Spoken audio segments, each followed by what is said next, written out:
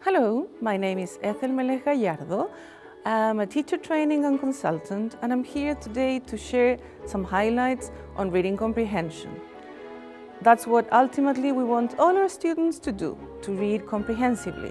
And I've decided to call my talk like that because we want our students to learn how to read, but more than anything, to read to learn.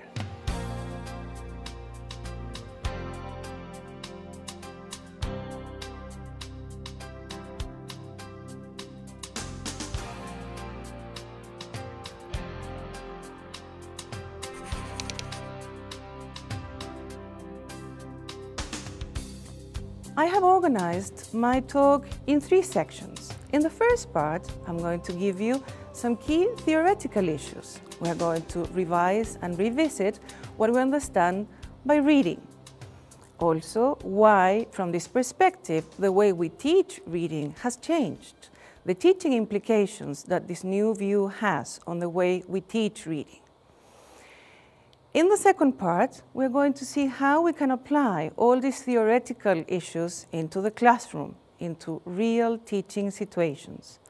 And we're going to finish in the third part with some actual samples to try and cover early beginners, intermediate, and more advanced students.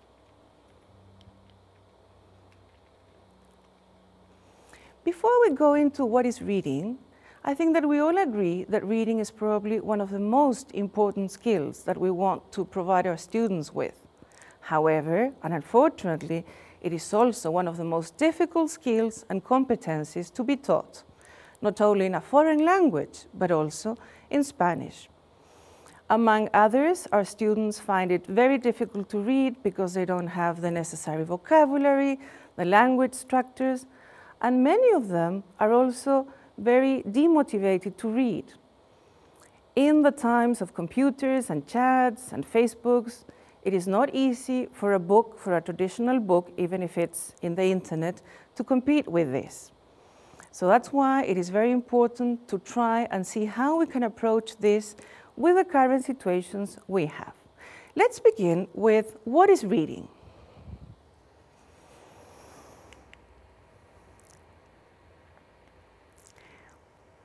Reading is composed by 2 crucial elements. On the one hand, we have word recognition.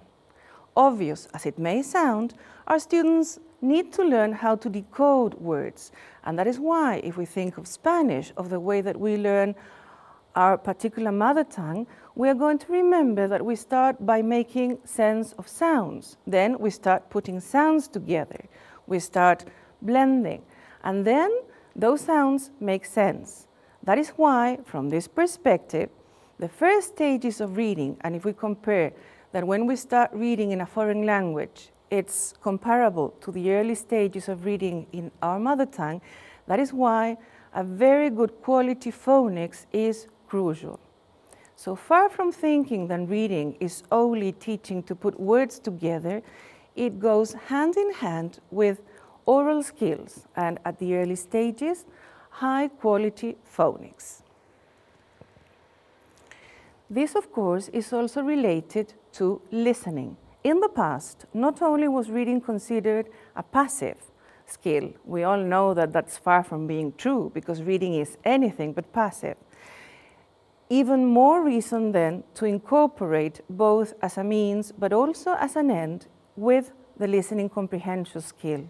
It has been demonstrated that students who are talked to, students who are read to, in other words, students who can listen to the language, are better readers. And not only that, but in turn, in most cases, they are going to be better academic learners, better writers.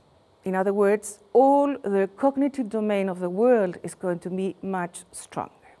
So one very important element is decoding words, making sense of words. Obviously, this has to go then to the next stage, the comprehension. As a matter of fact, Penny Ur says that it is redundant to speak of reading comprehension, because if you read without comprehending, then you're not reading. But with every respect to Penny Ur, for the sake of this talk, we are going to speak about reading comprehension because it is within the framework that we are using. So when we comprehend, and mind you, this stage is ongoing, never-ending. Hopefully, the previous stage, the decoding of words, should finish after a couple of years of being exposed to learning how to read.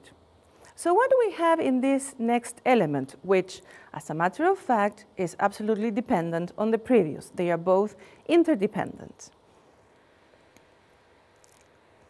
Here we have gone beyond the word unit, so we have sentences, we have paragraphs, we have the text.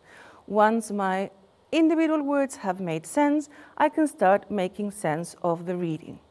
I would like to emphasize here that when we teach our students to read, we're not only teaching them, we're not only giving them the tools to make sense of a text, but we are really providing them with the magic of knowing how to comprehend the world.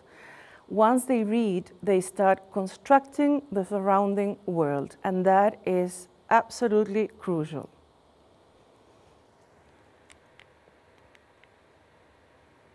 So now we know that reading has two crucial elements, decoding and comprehending. So we can go for a second definition,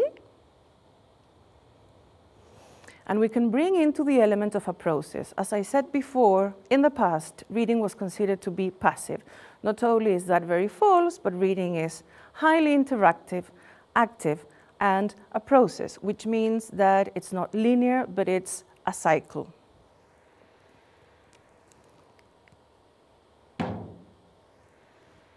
Once we assume that we all agree with that concept of reading, we can say what reading depends on. And here we are starting getting into hands-on, because here it's where the teaching implications will begin. So this part is really important.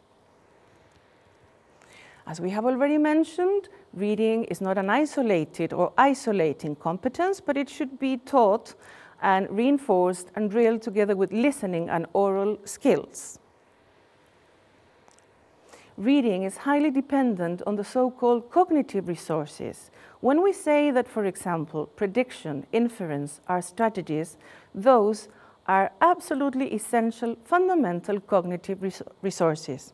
Without those, we cannot even attempt to start talking about comprehending what we read.